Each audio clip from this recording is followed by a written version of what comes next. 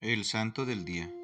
El día de hoy vamos a hablar del Santo del día de ayer, 8 de agosto de 2023, ya que hablar de Santo Domingo de Guzmán es muy importante para nuestra Iglesia Católica, ya que Santo Domingo de Guzmán fundó a los dominicos en el siglo XIII, recordando que los dominicos son los grandes todólogos, los grandes evangelizadores de la Iglesia, que durante tantos años han hecho y siguen haciendo un gran bien a la Iglesia en todo el mundo. El fundador de los Padres Dominicos, que son ahora 6.800 en 680 casas en el mundo, nació en Caleruega, España, en 1171. Su madre, Juana de Asa, era una mujer admirable en virtudes y ha sido declarada beata. Lo educó en la más estricta formación religiosa. A los 14 años se fue a vivir con un tío sacerdote en Palencia, en cuya casa trabajaba y estudiaba. La gente decía que en edad era un jovencito, pero que en seriedad parecía un anciano. Su voz especial era leer libros religiosos y hacer caridad a los pobres. Por aquel tiempo vino por la región una gran hambre y las gentes suplicaban alguna ayuda para sobrevivir.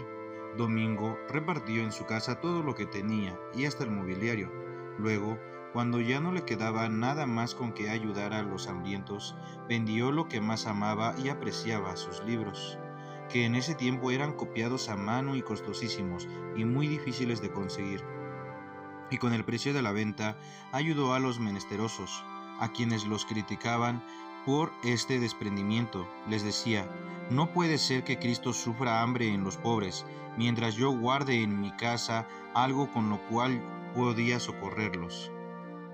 En un viaje que hizo acompañando a su obispo por el sur de Francia, se dio cuenta de que los herejes habían invadido regiones enteras y estaban haciendo un gran mal a las almas, y el método que los misioneros católicos estaban empleando era totalmente inadecuado. Los predicadores llegaban en carruajes elegantes, con ayudantes y secretarios, y se hospedaban en los mejores hoteles, y su vida no era ciertamente un modelo de la mejor santidad, y así de esa manera las conversiones de herejes que conseguían eran mínimas.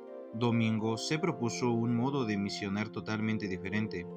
Vio que a las gentes les impresionaba que el misionero fuera pobre como el pueblo, que viviera una vida de verdadera ejemplo en todo, y que se dedicara en todas sus energías a enseñarles la verdadera religión. Se consiguió un grupo de compañeros, y con una vida de total pobreza y con una santidad de conducta impresionante, empezaron a evangelizar con grandes éxitos apostólicos. Sus armas para convertir eran la oración, la penitencia y muchas horas dedicadas a instruir a los ignorantes en religión.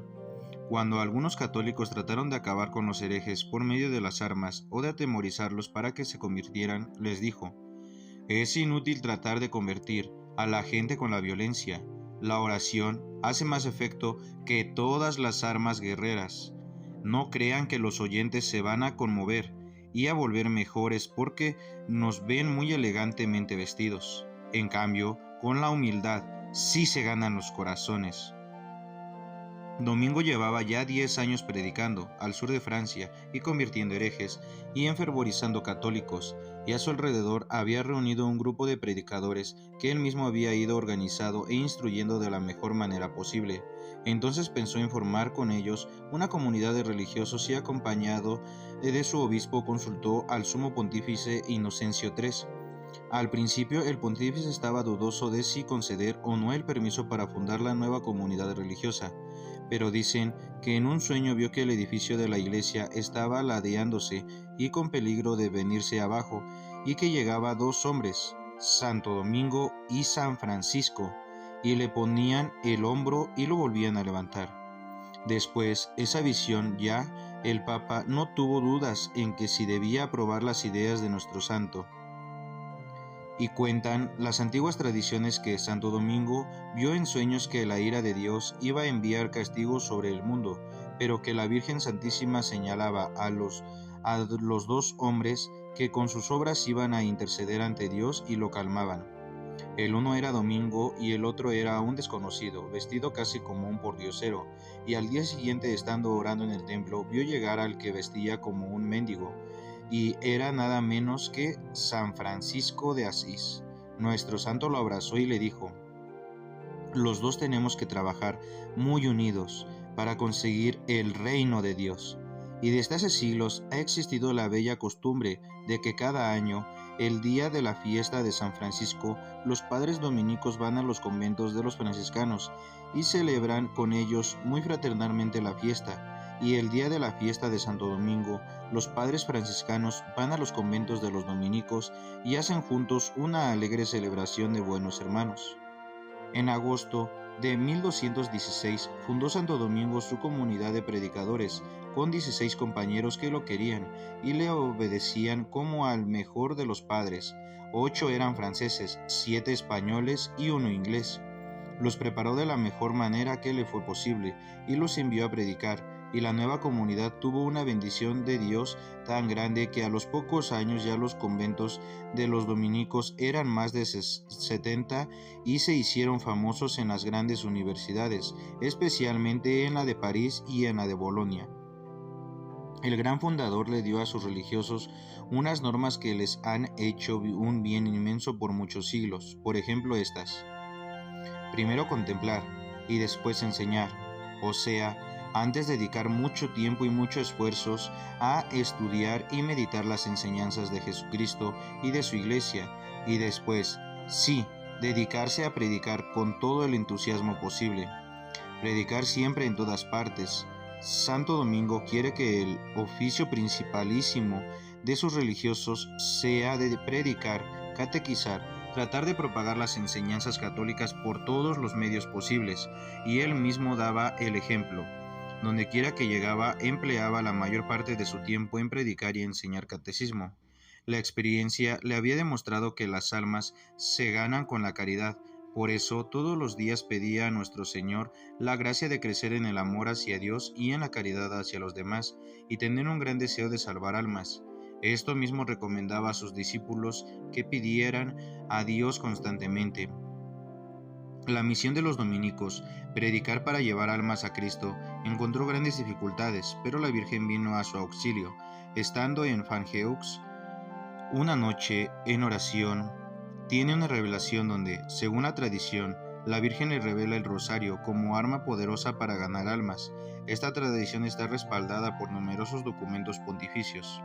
Los santos han dominado su cuerpo con unas mortificaciones que en muchos casos son más que admirar que para imitar. Recordemos algunas de las que hacía este hombre de Dios. Cada año hacía varias cuaresmas, o sea, pasaba varias temporadas de a 40 días ayunando a pan y agua. Siempre dormía donde duras tablas, caminaba descalzo por caminos irisados, de piedras y por senderos cubiertos de nieve. No se colocaba nada en la cabeza ni para defenderse del sol, ni para guarecerse contra los aguaceros. Soportaba los más terribles insultos sin responder ni una sola palabra. Cuando llegaban de un viaje empapados por los terribles aguaceros, mientras los demás se iban junto al fuego a calentarse un poco, el santo se iba al templo a rezar. Un día en que por venganza los enemigos lo hicieron caminar descalzo por un camino con demasiadas piedrecitas afiladas, el santo exclamaba: las próxima predicación tendrán grandes frutos, porque los hemos ganado con estos sufrimientos. Y así sucedió en verdad. Sufría de muchas enfermedades, pero sin embargo seguía predicando y enseñando catecismo sin cansarse ni demostrar desánimo. Era el hombre de la alegría y del buen humor. La gente lo veía siempre con rostro alegre, gozoso y amable. Sus compañeros decían: de día nadie más comunicativo y alegre, de noche nadie más dedicado a la oración y a la meditación. Pasaba noches enteras en oración. Era de pocas palabras cuando se hablaba de temas mundanos, pero cuando había que hablar de nuestro Señor y de temas religiosos, entonces sí charlaba con verdadero entusiasmo. Sus libros favoritos eran el Evangelio de San Mateo y las cartas de San Pablo. Siempre los llevaba consigo para leerlos día por día y prácticamente se los sabía de memoria. A sus discípulos les recomendaba que no pasaran ningún día sin leer alguna página del Nuevo Testamento o del Antiguo. Los que trataron con él afirmaban que estaban seguros de que este santo conservó siempre la inocencia bautismal y que no cometió jamás un pecado grave. Totalmente desgastado de tanto trabajar y sacrificarse por el reino de Dios, a principios de agosto del año 1221, se sintió falto de fuerzas. Estando en Bolonia, la ciudad donde había vivido sus últimos años, tuvieron que presentarle un colchón porque no tenía, y el 6 de agosto de 1221, mientras le rezaban las oraciones por los agonizantes cuando le decían, que todos los ángeles y santos salgan a recibirte, dijo, ¡qué hermoso! Y expiró. A los 13 años de haber muerto, el sumo pontífice Gregoriano IX lo declaró santo y exclamó al proclamar el decreto de su canonización: de la santidad de este hombre estoy tan seguro como de la santidad de San Pedro y San Pablo. Felicidades a quien llevan este nombre y a los dominicos y dominicas. Hay silencios que hieren, pero hay palabras que curan.